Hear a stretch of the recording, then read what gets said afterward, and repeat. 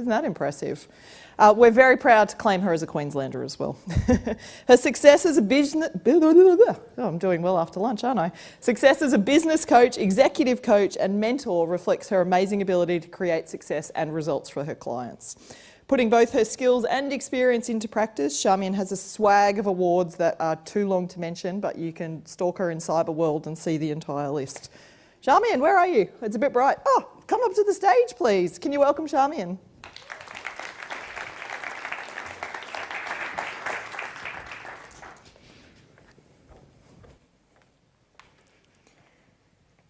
Okay, thank you everyone for having me. I thought I'd take a different tact with how I do this presentation this afternoon, coming from a perspective of unrealised possibilities. So let's see if I can get this working. Maybe not. I didn't say I was technically based.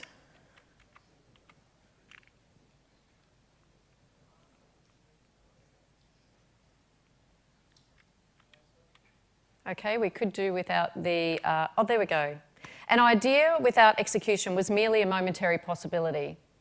So let's talk about that for a minute, being that we're here talking about STEM. So have you ever considered how many people have amazing ideas that actually die with them? In fact, look around. How many of you have got ideas that you've had up until this date? How many of you will have ideas beyond today that you'll never actually speak of and they'll never see the light of day? Then the next question becomes, of the people that have the courage to do something with ideas, how many of them actually get to market? And in my experience, the thing that stops a lot of people from realising an idea is the fact that they're unable to communicate it. So I'd like to talk about that today, if it's okay. So that being said, I'm going to introduce to you the CC effect. Now there's two CC effects. So we'll start with the Charmian Campbell CC effect. I think that's pretty important, you may not. How did this come about? Well, my mother tells me from 4 years of age, I was already in business. At the kindergarten, I would go and play and set up the kindergarten shop and be serving all the kids at school. From that, went on to own many businesses. And from that, I realised that there were so many other people that didn't have the knowledge and the courage to be able to run a business, take an idea and bring it to life. And so I used the talents and skills from my experience and thought I could share that with others. So I went on to do business coaching. Now, it was through working with over 100 businesses one-on-one and also in many other capacities from development and workshop environments that I realised something. So therefore, introducing CC effect number 2, is that there was two things that were missing when someone came to me with an idea or they had a thought or they were wanting to introduce a new product to their product line or a service to their service line. There was often two things that were missing. So let me introduce you to an engineer. He came to me and he said, well, I think I want to grow my business and there's lots of things that we do for our clients, but I'm not sure, maybe we could be doing better. And I said, well, so hit me with it. Tell me what it is that you are doing and I'll tell you if I can help you. Now, the interesting thing was he ended up telling me about some software. And I said, what does this software do? And he said, well, we're able to drive along a road, sealed or unsealed, and it's actually able to measure how much maintenance is required at that point in time, both in graphic, with photos, and also the analytics of it in the background. So from an asset management perspective, it was of huge value. Now I said to him, so how much do you sell this for? And he said, I don't. I actually only created it so I could give a value add to my existing customers. So he was doing it to make himself feel good, to give something away, when in actual fact it had some sort of commercial value.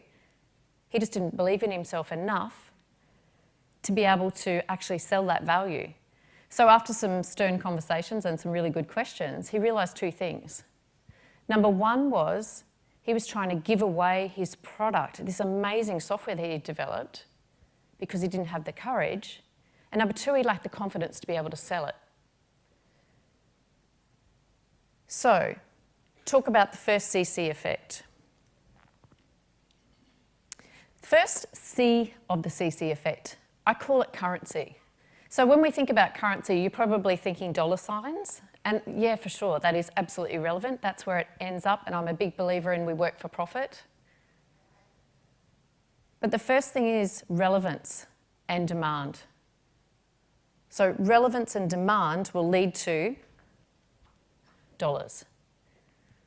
Now, if I use the engineer as an example, what was happening was he had actually created this software, so he knew, from a technical perspective, he knew exactly what it could do.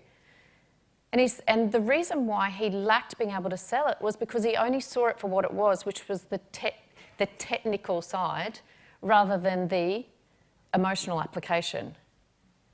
So when I spoke to him about relevance, how is it that your product is relevant to someone in need? And then how do we make it a demand where they absolutely have to have it?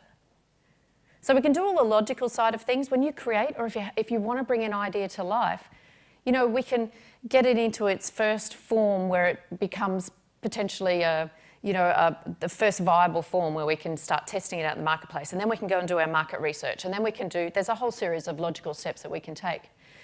But where I saw the gap for him and the gap for many people that are in this technical space is he hadn't thought about the emotional attachment.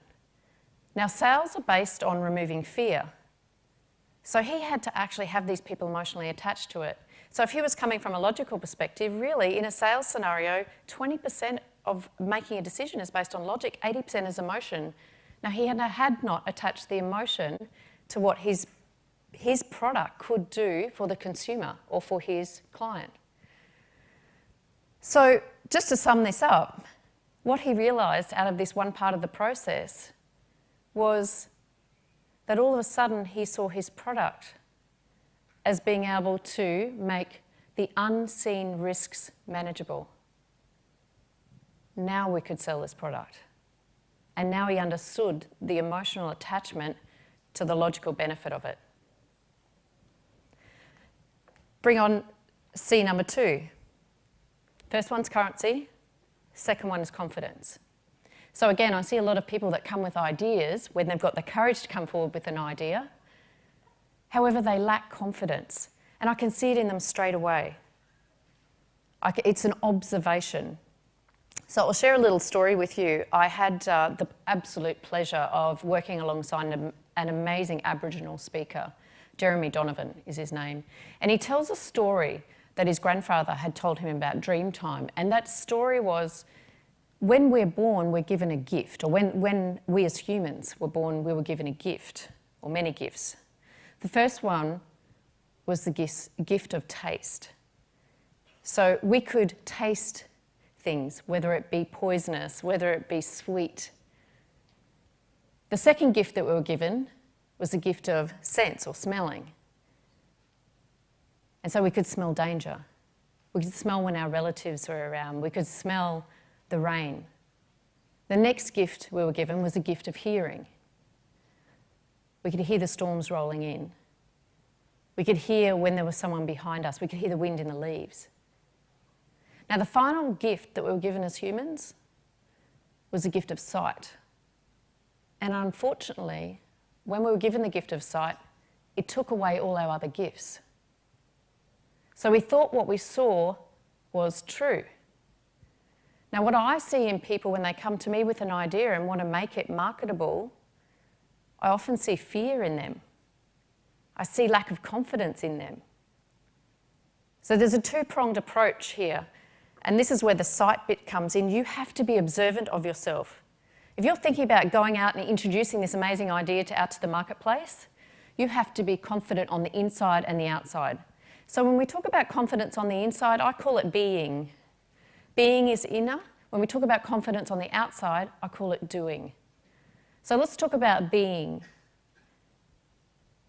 Being is about mindset, and there's three things, again, that I personally observe in a mindset space.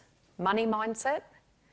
So I'll hear straight away, if someone's great idea is limited by their money mindset, oh, it's hard to struggle. I just found it really hard to get in front of investors, or sales are really hard for me. Time mindset. Oh, look, I'm really too busy for that. I haven't got time to go out and market my product. Or, yeah, I just haven't had time to do those sales calls. And the last one's fear. We worry about being successful, or we worry about things we don't even need to worry about, yet it becomes an obstacle in our way to the greatness of what that product might be once it's realised in the marketplace. The outside, the doing. So these are absolute critical elements as well. So the first part of this element is actually being able to say the menu. What is it that someone's going to buy if they're buying this product? When was the last time you went to a restaurant and you were not given a menu? If you aren't given a menu, you don't know what to order. Worse still, if you aren't given a menu and someone says to you, you can have anything, we actually can't make a decision. So if you've got a great product or an idea, if you can't actually articulate what someone's buying, it makes it very hard for them to buy your concept or idea. Then the next step is, I call it delivery and distribution. So how is it that we're going to get this product out to market from the minute that first inquiry comes in through to the after-sales delivery? What does that process look like? You need to know that. Then the next step to that is sales. You need to be able to sell. I had this experience with an architectural firm. They came to me and they said, we want to be able to grow our firm and we're having a bit of trouble with it.